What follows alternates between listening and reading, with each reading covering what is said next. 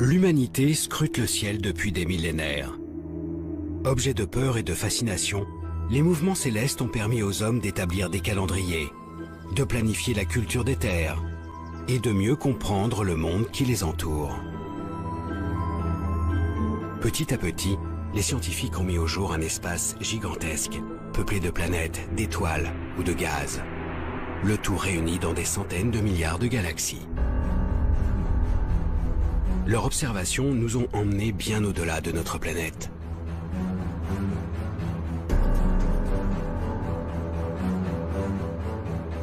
Pour dévoiler les secrets de ce nouveau monde, astrophysiciens et techniciens conçoivent des instruments capables de percevoir la moindre lueur, le moindre signal émis dans le ciel. Ils parviennent aujourd'hui à recréer sur Terre les phénomènes extrêmes qui agitent les confins du cosmos.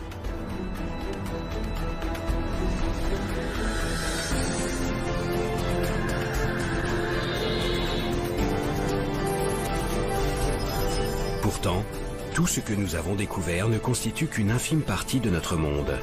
Des forces et des objets d'une nature mystérieuse demeurent invisibles à nos yeux et à notre esprit.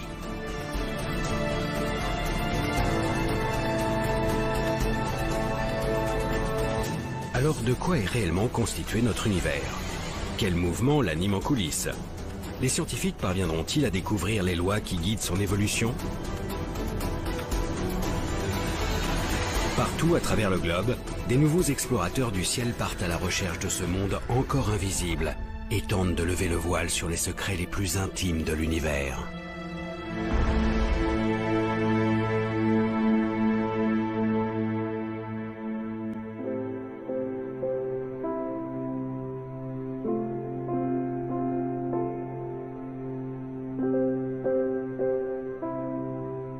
L'homme a toujours cherché à repousser les limites de son territoire.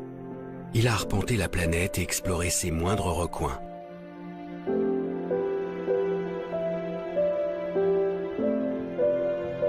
Mais au-dessus de notre tête, un monde continue de nous intriguer.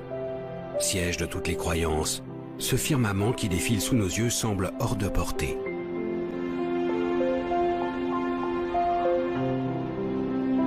Roland Lehoucq est astrophysicien, un astronome des temps modernes.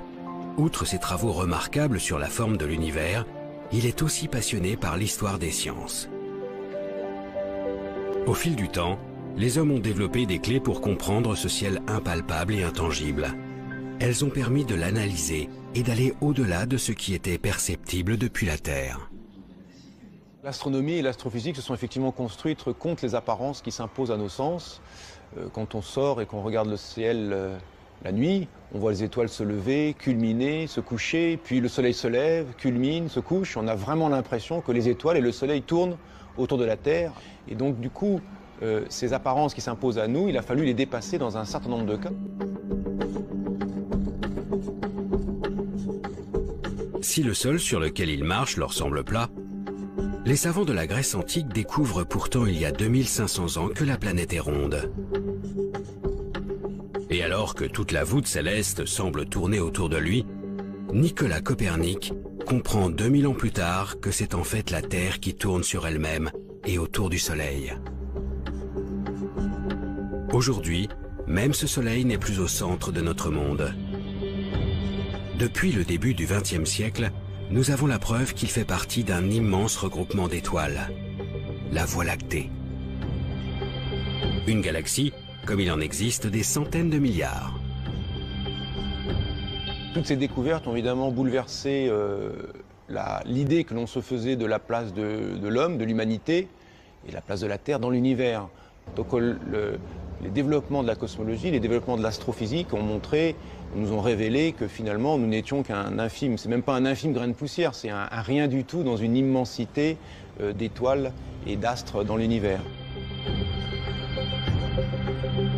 Dans cet espace, que les astronomes ont peu à peu découvert, les dimensions se comptent maintenant en années-lumière. La distance que la lumière parcourt en un an, soit près de 10 000 milliards de kilomètres.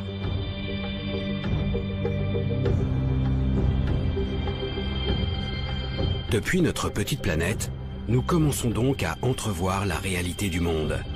Une immensité qui donne le vertige. Pourtant, Plus les scientifiques explorent l'univers, plus ils révèlent sa complexité.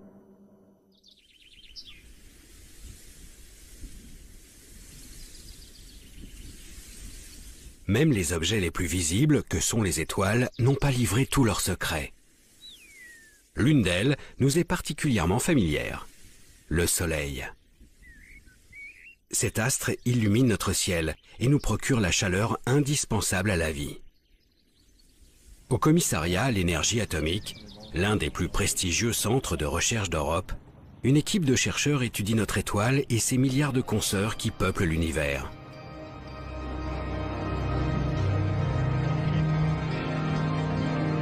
Grâce au réseau de télescopes et d'instruments de mesure disséminés sur Terre et dans l'espace, les scientifiques dissèquent ces astres, scrutent leurs moindres variations lumineuses et sondent les mouvements qui animent leur cœur.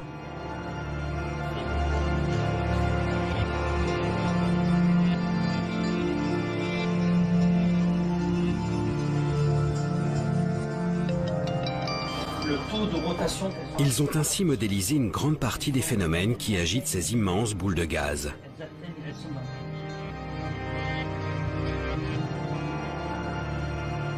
Pourtant, les conditions de leur naissance leur échappent toujours.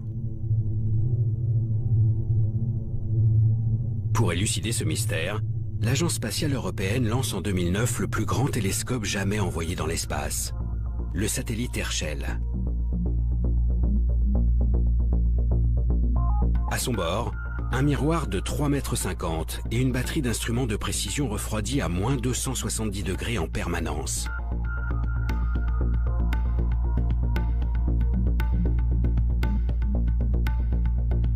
La mission a observé pendant plus de 3 ans les immenses nuages de gaz qui emplissent la galaxie. Ces nuages, dits moléculaires, s'étalent sur des milliards de kilomètres. C'est ici que naissent les étoiles.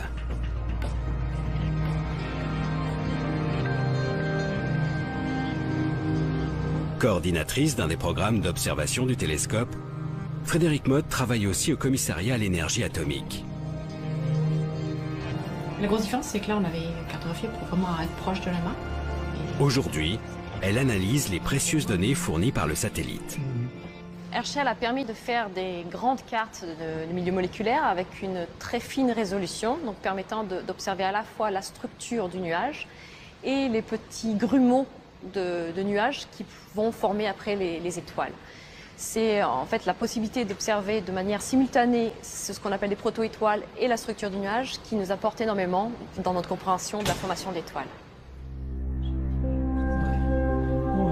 Ça suffit déjà. Avec cadré, je vois. Super bulle ici. Grâce aux clichés pris par Herschel, les chercheurs ont ainsi été les témoins de l'apparition d'étoiles. Sous l'action de leur propre masse, ces grands nuages de gaz s'organisent en filaments et forment petit à petit des bulles de matière. Ces grumeaux finissent par s'effondrer sur eux-mêmes et créent de véritables brasiers de gaz. Ces points lumineux apparaissent clairement sur les images du télescope. Chacun de ces foyers donnera naissance à une colonie d'astres incandescents.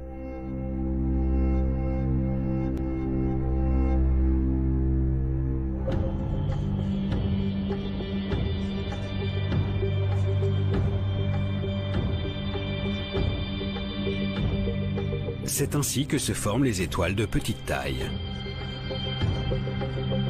Mais ce sont les étoiles massives qui intriguent le plus Frédérique Mott.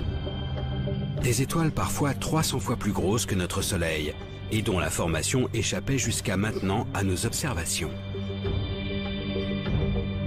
Pour comprendre la création de ces astres beaucoup plus gros que la moyenne, les chercheurs du CEA ont dû étudier en détail l'évolution de ces nuages.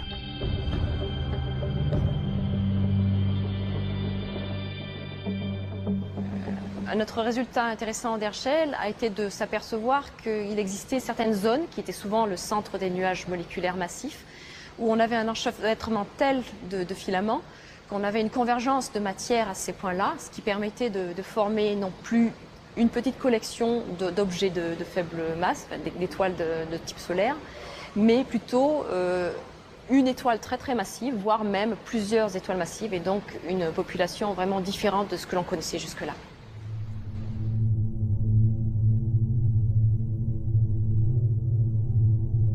La naissance de ces étoiles exceptionnellement grosses repose donc sur un apport progressif de matière dans certaines régions des nuages. Peu à peu, les jeunes étoiles vont absorber cette matière et grandir bien plus que la moyenne. Ce phénomène extrêmement rare dans notre galaxie a enfin été mis au jour grâce à la mission Herschel.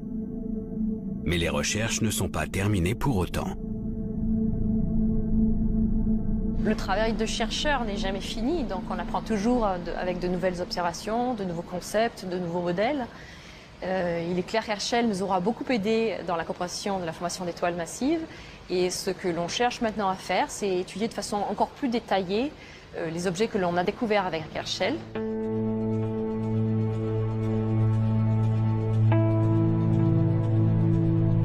Les étoiles massives continuent de passionner la communauté scientifique. Car au-delà de leur naissance, leur comportement tout au long de leur vie reste très particulier. Bien plus brillants et chauds que le Soleil, ces astres brûlent leurs réserves de gaz exceptionnellement vite. Les réactions nucléaires sont si intenses qu'elles transforment l'hydrogène contenu à l'origine dans le nuage de gaz. Elles forment ainsi du carbone, de l'oxygène ou même du fer. Autant d'éléments qu'elles dispersent à leur mort, enrichissant l'univers de cette matière complexe qui constitue notre monde.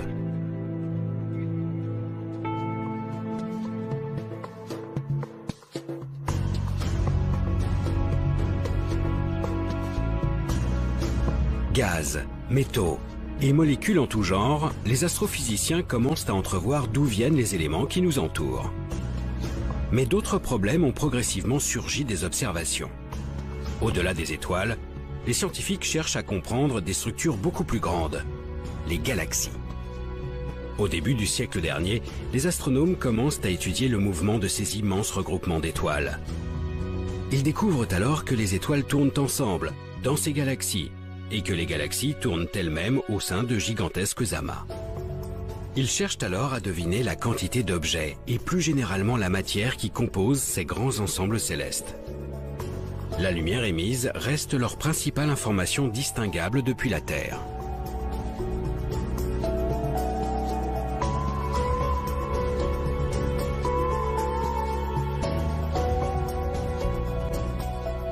Quand il y a beaucoup de lumière, il y a des étoiles. Quand il n'y a pas beaucoup de lumière, il y a moins d'étoiles. Vous voyez, je dis ça, disons, très grossièrement, mais l'idée est là. Là où il y a de la lumière, il y a de la masse, et l'on est capable de déduire combien il y a de masse derrière telle quantité de lumière. Cette pesée de la galaxie, ou cette pesée d'un amas de galaxies, permet de déduire la dynamique à laquelle on devrait s'attendre, la façon dont devraient bouger les unes par rapport aux autres les galaxies dans l'amas, ou les étoiles les unes par rapport aux autres dans la galaxie. Et l'on constate que la dynamique déduite de la pesée ne correspond pas à la dynamique mesurée directement par observation spectroscopique. Depuis le début du siècle, les scientifiques sont donc confrontés à des observations contradictoires. Que ce soit les étoiles au sein des galaxies ou les galaxies entre elles, tout semble tourner trop vite par rapport à la quantité de matière visible. Plus précisément, avec une telle vitesse et si peu de masse pour assurer la cohésion de l'ensemble, les étoiles devraient être éjectées de leur galaxie. Cet écart nous laisse sous-entendre que la pesée ne s'est pas bien faite. Il manque de la masse dans ce que l'on a déterminé. Et pour rendre compte de la dynamique réelle, on a imaginé l'existence d'une matière noire, aussi appelée matière sombre, ou d'une masse manquante, quelque chose que l'on ne voit pas, qui n'est pas détectable par la lumière et qui pèse, c'est-à-dire qui a un effet gravitationnel et donc un effet dynamique sur la galaxie ou sur les galaxies dans un amas de galaxies.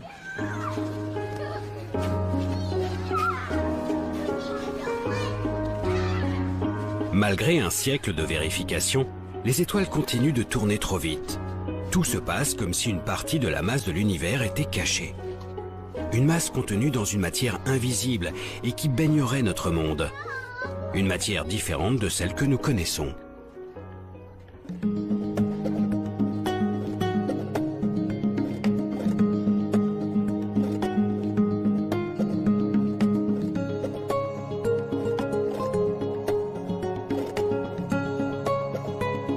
Pour essayer de résoudre cette énigme, des milliers d'astrophysiciens traquent cette fameuse matière noire à travers le ciel. Parmi eux, Wystan Benbow.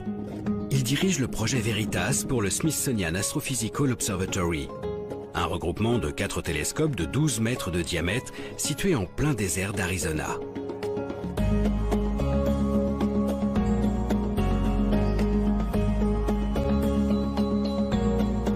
L'air y est suffisamment sec et la nuit suffisamment noire pour permettre les meilleures observations. Ici, l'astrophysicien s'est donc lancé à la recherche de l'inconnu.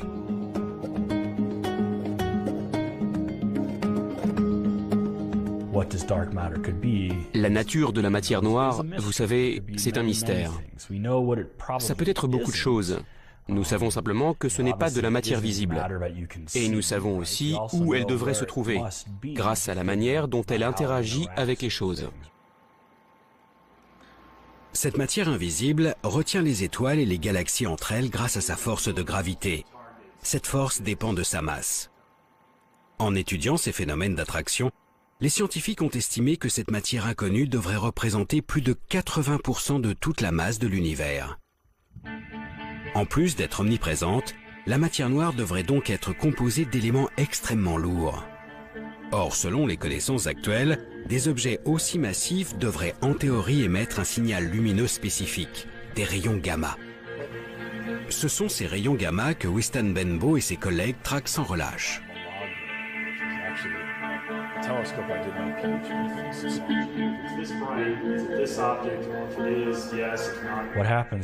Ce qui se passe, c'est que la matière noire interagit avec elle-même. Une particule de matière noire peut interagir avec une autre particule de matière noire et créer un rayon gamma. Ce signal gamma que nous espérons détecter sera probablement très faible.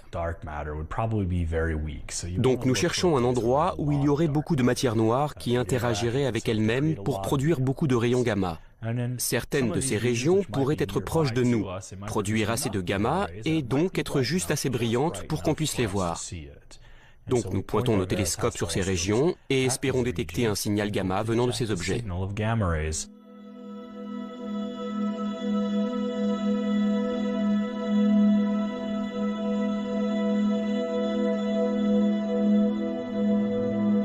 Wystan Benbow suit donc avec une attention toute particulière le centre de notre Voie lactée ainsi que nos galaxies satellites.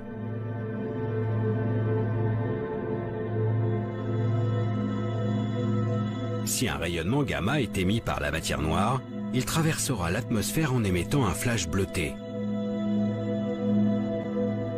Un signal qui sera ensuite passé au crible par les miroirs géants de Veritas et leurs caméras ultra rapides.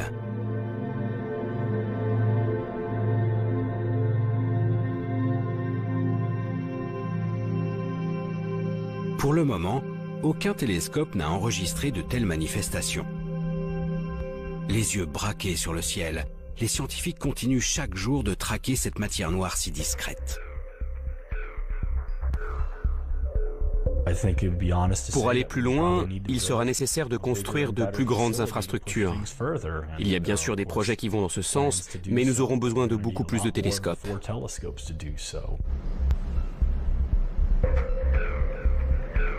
Afin de donner un nouveau souffle à cette quête, les scientifiques envisagent un réseau d'une centaine de télescopes, allant de 6 à 23 mètres de diamètre. Le réseau CTA pour Cherenkov Telescope Array. Il réunit 200 instituts de recherche venant des 4 coins de la planète. Aujourd'hui, les 10 000 mètres carrés de miroirs nécessaires à la construction sont encore en phase de test et le projet devrait voir le jour d'ici quelques années. Quand il sera opérationnel, il permettra de déceler des apparitions de la matière noire au sein de notre cosmos.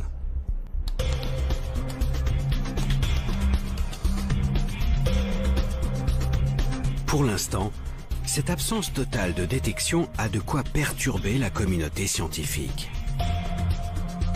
Comment les chercheurs peuvent-ils passer à côté de 80% de toute la matière de notre monde ? À moins que la solution ne se trouve beaucoup plus proche de nous.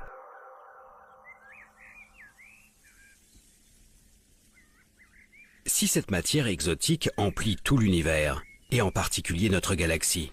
Nous devrions forcément pouvoir en trouver sur Terre. C'est le pari qu'a fait une équipe de chercheurs réunis au laboratoire souterrain de Modane. À 2 pas de la frontière italienne, enfouie sous le mont Fréjus, ces scientifiques ont mis au point une expérience audacieuse, baptisée Edelweiss.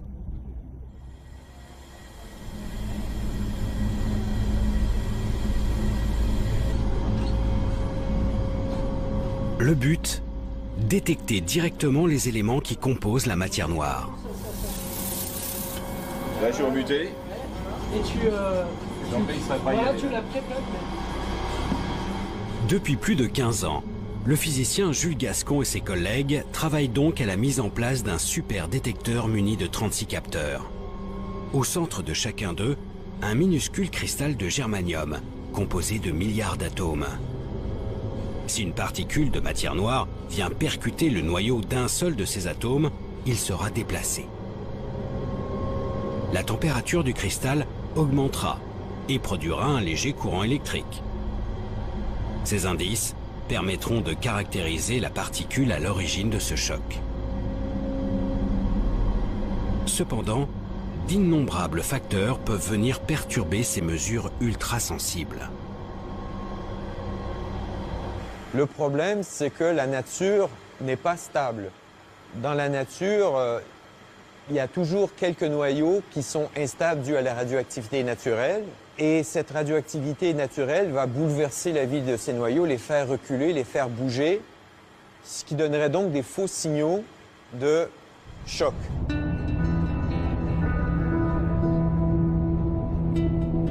Cette radioactivité que l'on observe en permanence sur Terre vient en grande partie de l'espace.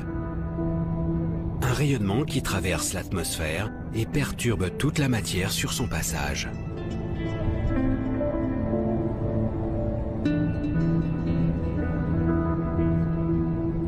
C'est donc pour se prémunir de ces rayons que l'expérience a été enterrée sous plus de 1700 mètres de roche.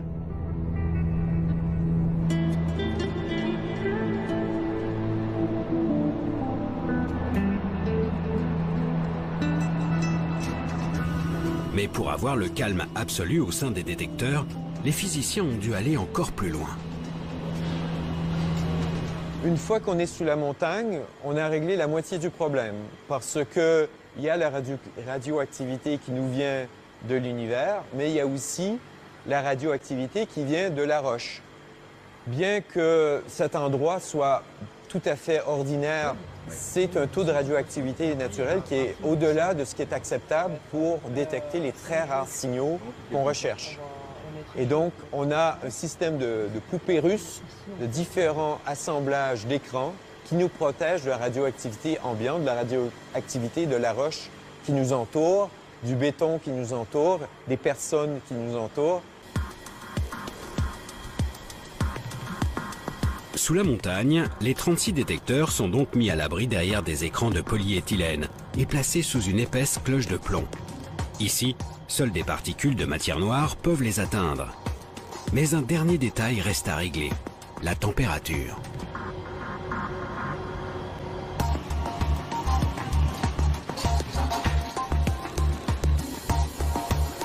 Afin de déceler la moindre de ces variations, tout le dispositif est refroidi à moins 273 degrés Celsius. Les cristaux de germanium sont ainsi au calme plat.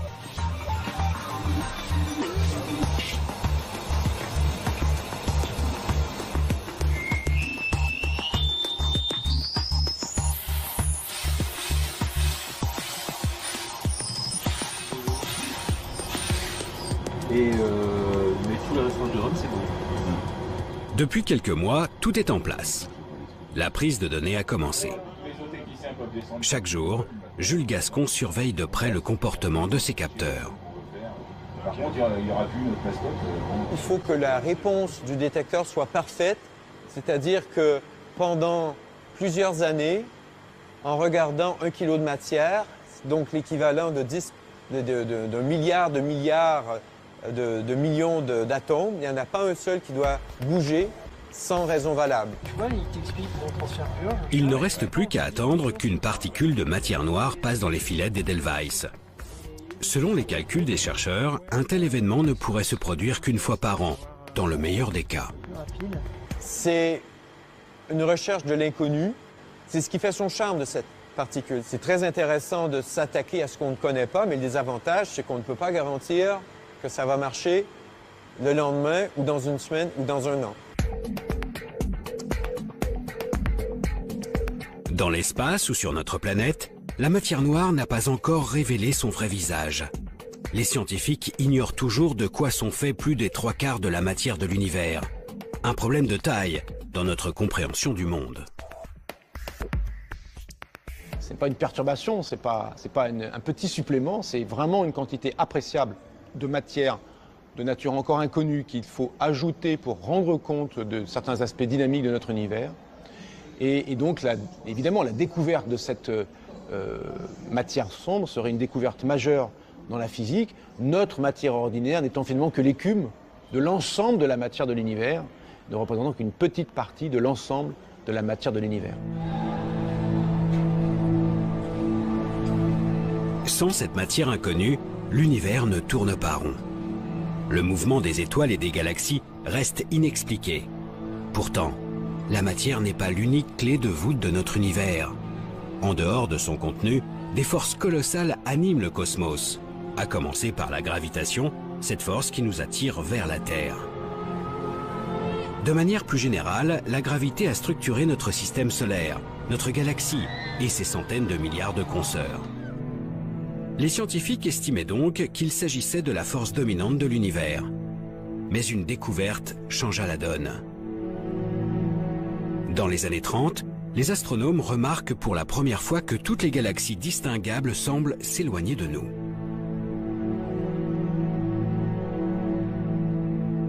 Cette observation de la fuite des galaxies a été interprétée comme une trace de la dynamique globale de l'univers, c'est-à-dire de son expansion. Tous les objets de l'univers s'éloignent de tous les autres objets de l'univers.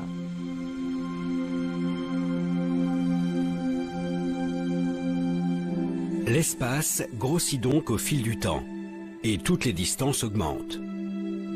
Visiblement, l'attraction qu'exerce la force de gravité peine à retenir les structures du cosmos entre elles. Mais ce n'était que le premier coup porté à la gravitation. En 1990, on s'est rendu compte que cette expansion était accélérée. C'est-à-dire que non seulement les galaxies s'éloignent les unes des autres, mais elles s'éloignent de plus en plus vite les unes des autres. Si l'on imagine que l'univers est rempli uniquement de matière ordinaire ou de matière noire, la gravité de cette matière aura tendance plutôt à ralentir l'expansion, et découvrir que l'expansion est en fait accélérée montre que quelque chose joue contre la gravité des acteurs habituellement imaginés comme présents dans l'univers. Cette découverte d'une expansion de l'univers sans cesse accélérée remet en cause la vision que les astrophysiciens ont de l'univers. Alors que la gravité semblait tout structurée, une force vient maintenant lutter contre elle. Un nouveau mystère pour les chercheurs qui y voient alors l'œuvre d'une énergie encore indétectable. Une énergie sombre, appelée aussi énergie du vide ou énergie noire. Cette énergie laisse les scientifiques encore plus perplexes que la matière noire. S'agit-il simplement d'une propriété de notre monde qui s'agrandit sans cesse sans raison ? Ou s'agit-il plutôt d'une substance qui baigne le cosmos et repousse ses limites? Les chercheurs n'en ont aucune idée. Pour le moment, ils se contentent de traquer son influence jusqu'aux zones les plus reculées de l'univers. François Boucher est cosmologue à l'Institut d'astrophysique de Paris. Il s'intéresse aux lois qui régissent l'espace à grande échelle en travaillant sur un objet bien particulier, la première lueur émise par l'univers. C'est la lumière qui nous vient du fond du ciel. Cette lumière, on regarde à une distance telle qu'il a fallu 13,8 milliards d'années à cette lumière pour nous parvenir. Et donc on est en train de regarder quelque chose qui est tellement loin que quand cette lumière a été émise, l'univers était dans un état très primitif. L'observation des lumières les plus lointaines permettent aux scientifiques de remonter le temps. Typiquement, ce rayonnement du fond du ciel leur envoie une image de l'univers tel qu'il était il y a près de 14 milliards d'années. On a cherché, et puis pendant longtemps, on ne les a pas trouvés. Alors c'était compliqué, et puis finalement, on est arrivé au niveau où la technologie a été suffisamment mûre pour qu'on soit capable de les mesurer. Depuis 1989, 3 satellites se sont succédés pour étudier en détail cette lumière. Le dernier a été lancé en 2009 par l'Agence spatiale européenne, la mission Planck.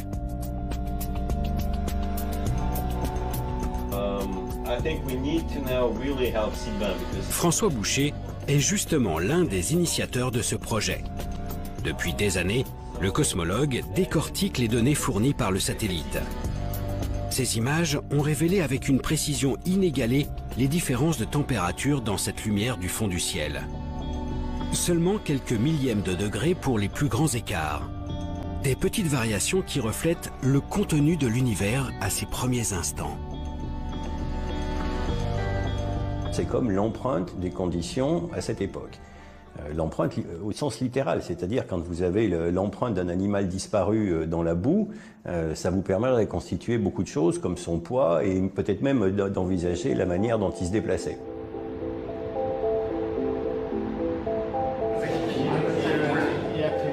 L'étude de cette empreinte fascine les chercheurs du monde entier. Elle permet d'estimer les proportions de matière noire, de matière ordinaire et surtout d'énergie sombre présente après le Big Bang, il y a 13,8 milliards d'années. En les comparant aux observations actuelles, les chercheurs retracent l'évolution de l'influence de l'énergie sombre au fil du temps. Résultat, alors qu'elle ne représentait presque rien aux tout premiers instants, cette énergie mystérieuse constitue aujourd'hui près de 70% de l'univers. Et sa proportion ne cesse d'augmenter. C'est la seule certitude que les chercheurs aient actuellement. L'expansion de l'univers n'est pas prête de s'arrêter.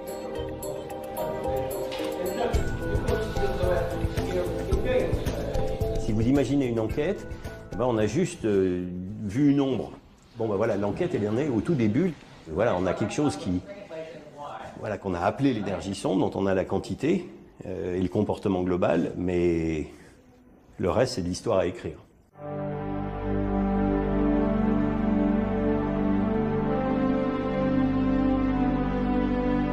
Finalement, en écartant cette énergie énigmatique ainsi que la matière noire, les chercheurs se rendent compte qu'ils ne connaissent vraiment que 5% de la composition de l'univers.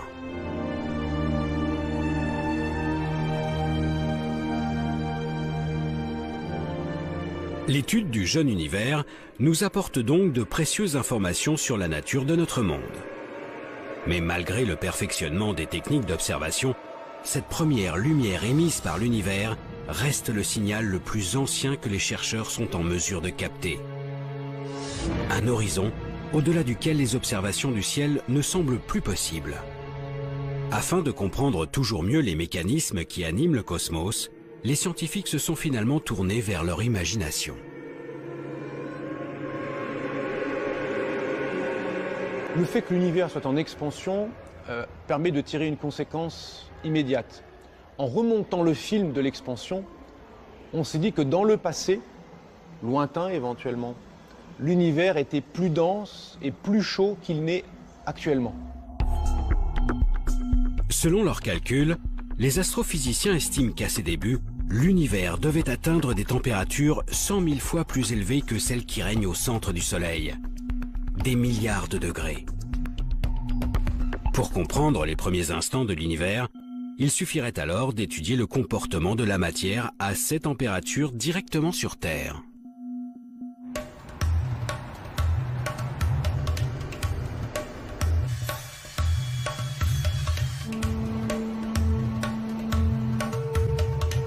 Il y a plus de 20 ans, à 2 pas de Genève, les scientifiques du monde entier se sont donc lancés dans une aventure sans précédent. Construire la plus grande machine de tous les temps, le LHC.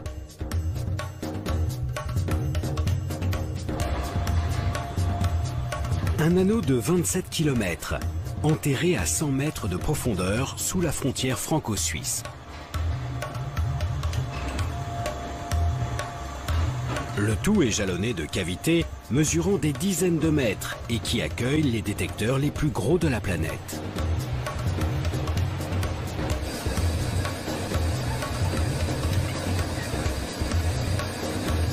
Ici, les scientifiques tentent de décortiquer le comportement de la matière dans les situations les plus extrêmes.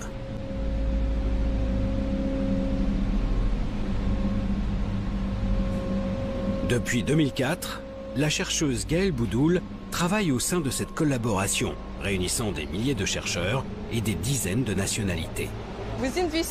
Dans ce grand tunnel de 27 km, vous avez des particules dans un sens et des particules dans l'autre sens. Un peu comme une autoroute, où vous avez des voitures de chaque côté.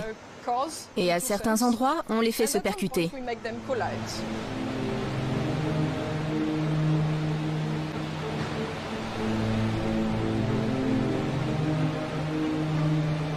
Le LHC, cet immense tunnel, sert donc à accélérer des faisceaux de particules. Des noyaux d'atomes de plomb par exemple. Grâce aux 9000 aimants installés tout autour de cet accélérateur, ces particules sont lancées à une vitesse faramineuse. Lorsqu'elles atteignent près de 300 000 km par seconde, les deux faisceaux sont déviés de leur trajectoire et se percutent de plein fouet. Une énergie considérable est dégagée, faisant éclater les noyaux de plomb en une multitude de sous-particules. Tout l'enjeu est de saisir ces produits de collision grâce aux différents détecteurs.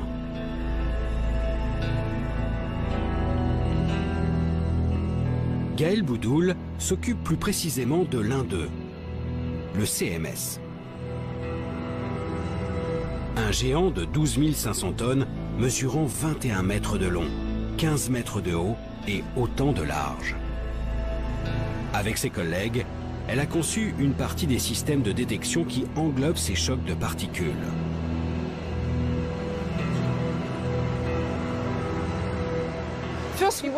Tout d'abord, nous voulons couvrir l'intégralité de l'espace, ce qui veut dire que nous avons besoin d'avoir un détecteur qui fasse tout le tour. C'est la première explication de pourquoi c'est si grand.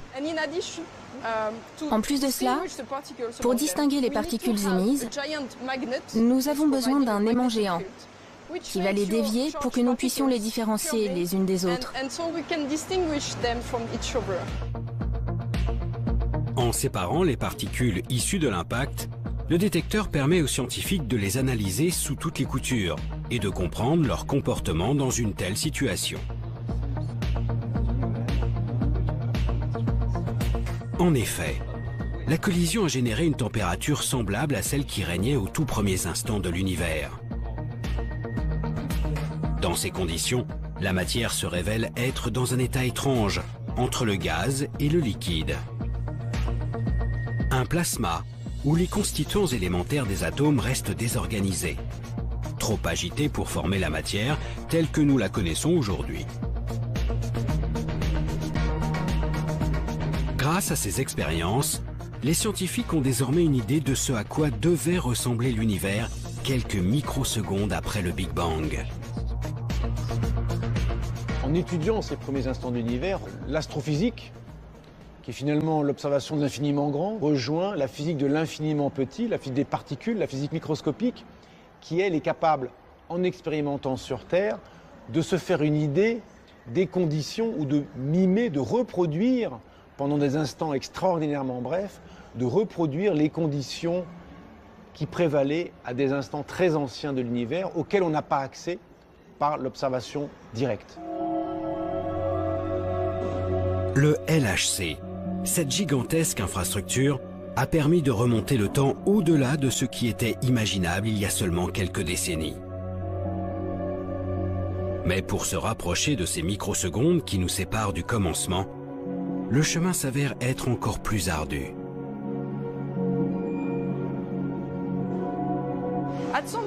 À partir d'un certain point, nos lois physiques ne sont plus valables. Nous pouvons toujours imaginer ce qu'il se passe. Il y a de nombreuses théories qui essayent de comprendre cela. La seule chose, c'est qu'on ne peut pas tester ces théories, parce que nous n'avons aucune expérience pour comprendre ce qu'on pourrait appeler le premier instant. Mais si vous revenez dans 20 ans, peut-être que nous aurons une meilleure idée.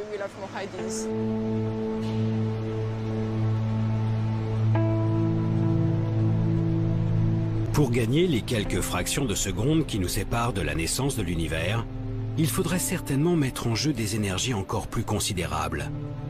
Notre limitation n'est donc peut-être qu'une simple question de technologie. Sous terre ou dans l'espace, les instruments d'observation ont permis d'accumuler une quantité incroyable d'informations sur le contenu de notre univers. À la lumière de toutes ces découvertes, les scientifiques tentent d'établir des modèles cosmologiques, des grandes lois pour décrire comment ces milliards d'objets interagissent entre eux. Pour démêler cette quantité vertigineuse de savoir, les chercheurs ont désormais recours à la simulation numérique. Ils reproduisent les phénomènes par voie informatique. Si vous voulez étudier le mouvement de plusieurs milliards d'étoiles dans une galaxie, impossible de faire ça évidemment à la main.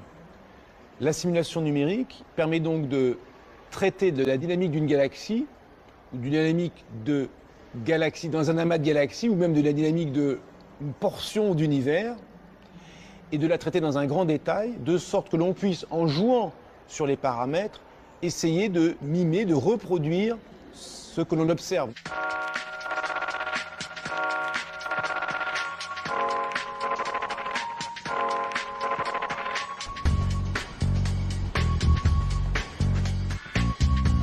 À l'Observatoire de Paris, l'une des plus grandes institutions mondiales d'astronomie, un cosmologue a poussé ce nouvel outil exceptionnellement loin. Jean-Michel Halimi a réalisé une simulation de la totalité de l'univers connu, le projet Deus. Son but, comprendre la formation de notre monde depuis la première lueur, il y a 13,8 milliards d'années jusqu'à nos jours.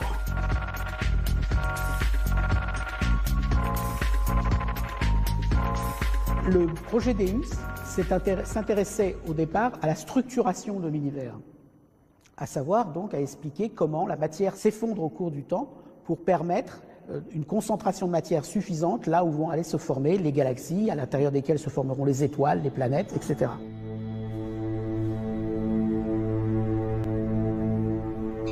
Afin de réaliser cette simulation inédite, Jean-Michel Halimi a dû prendre en compte l'ensemble des observations menées jusqu'à ce jour. Les objets visibles recensés, mais aussi bien sûr les effets de la matière noire et de l'énergie sombre. Et cela à toutes les époques de l'univers.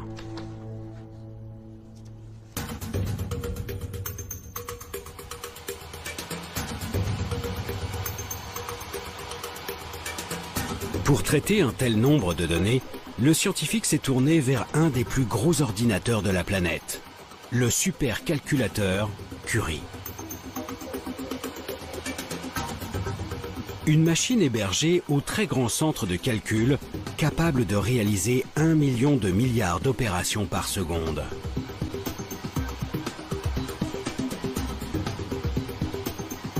Le projet a nécessité 30 millions d'heures de calcul, répartis sur les 80 000 processeurs de cet ordinateur hors norme. Utiliser une machine comme l'ordinateur Curie dans sa totalité, c'est quelque chose qui n'avait jamais été fait, spécialement en poussant tous les aspects de la machine à leurs limites. Les moyens de calcul, les moyens de communication entre les différents éléments de l'ordinateur, la gestion d'une quantité phénoménale de données. À ce niveau, les choses n'avaient jamais été tentées. Les résultats obtenus fournissent une vue de l'univers à grande échelle inexistante jusqu'à ce jour. La matière s'agence au fil du temps pour former de longs filaments qui créent petit à petit des galaxies et des amas de galaxies. Entre ces filaments, de grands vides apparaissent. L'univers, très homogène à ses débuts, se structure peu à peu. Grâce Grâce aux possibilités que lui offre la simulation numérique, Jean-Michel Halimi peut tester différents scénarios de formation de notre monde. Qu'est-ce que signifie un univers structuré? C'est un univers où la matière s'est effondrée et suffisamment condensée pour créer des lieux de formation des galaxies. Premier indice caractérisant cette structuration, c'est par exemple le nombre d'objets formés dans le scénario en question. On va en former plus ou moins et de masses différentes, de concentrations de matière différentes. Certains vont former des objets de petite masse, d'autres de plus grande masse, etc. Une autre façon de caractériser cette structuration, c'est de voir comment ces objets sont répartis dans l'espace. On est capable de relier leur propriété de distribution spatiale au déroulement de l'expansion de l'univers tout au long de l'histoire de l'univers.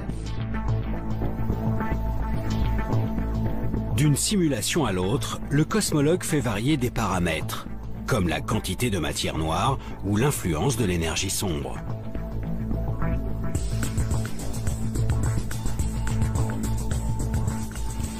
Des changements qui altèrent très légèrement l'organisation à grande échelle de l'univers. L'idée est alors de repérer les infimes variations entre les simulations. Des galaxies qui fusionnent plus ou moins vite, des vides de matière plus ou moins grands, ou encore des amas exceptionnellement gros. Les scientifiques pointent ainsi les nuances entre les modèles d'univers imaginés. Ils chercheront à retrouver ces détails dans leurs prochaines observations, cette fois-ci bien réelles, pour définir quel modèle théorique semble plus proche de la réalité. Un aller-retour entre le virtuel et le réel qui permettra aux chercheurs de vérifier si leurs lois sont bien celles qui animent l'univers en coulisses. La recherche en cosmologie, et spécialement en cosmologie numérique, ne fait pas de nous des créateurs d'univers, mais des inventeurs d'univers. Effectivement, en modifiant les conditions physiques, nous réalisons des univers différents. Nous inventons des univers différents. Mais nous ne le faisons pas n'importe comment. Nous cherchons, à travers tous ces univers, celui qui serait susceptible de nous expliquer la vraie nature de notre univers, son origine, sa formation, son évolution.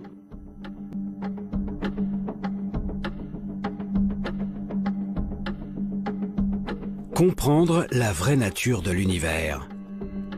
Depuis plus d'un siècle, les astrophysiciens et les cosmologues de toute la planète ont découvert ce monde gigantesque. En l'observant, en tentant de l'expliquer, ils se sont donné les outils pour apprivoiser ces échelles de temps et d'espace incommensurables. Ce que l'on peut finalement trouver assez extraordinaire dans la cosmologie, dans l'astrophysique, dans ces disciplines qui étudient l'univers dans son ensemble, c'est que finalement on est capable de mettre l'ensemble de l'univers dans une boîte, notre cerveau, de le décrire, de le comprendre dans une certaine mesure, et ça ne lasse pas de surprendre.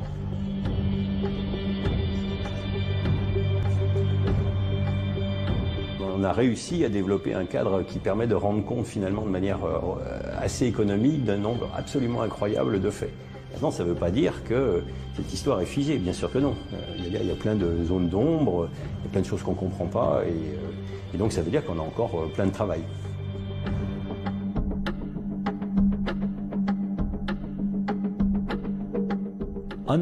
Comprendre ce qu'est la matière noire est un des plus grands enjeux du XXIe siècle, en astrophysique et en physique en général. Nous ne connaissons pas près de 85% de toute la matière de l'univers. Si vous sortiez de chez vous et que 85% du monde qui vous entoure vous échappait, vous seriez un peu paniqué. C'est une partie de la physique où on s'attaque à des questions, à des phénomènes rares, à des nouvelles observations. C'est un travail de patience et parfois aussi de chance. En persévérant dans nos observations, en découvrant de nouveaux objets célestes, nous finirons peut-être par lever le voile sur les zones d'ombre de l'univers. Demain, réussirons-nous à identifier enfin cette matière noire qui baigne notre cosmos? Alors que nous commençons à entrevoir les prémices de sa formation, parviendrons-nous à prédire la fin de notre monde? Cette quête acharnée pour comprendre l'univers semble infinie. Chaque réponse apporte son lot de nouvelles questions. Si bien que nous pouvons finir par penser qu'en dépit de nos avancées, certaines clés resteront peut-être inaccessibles à notre simple condition d'humain.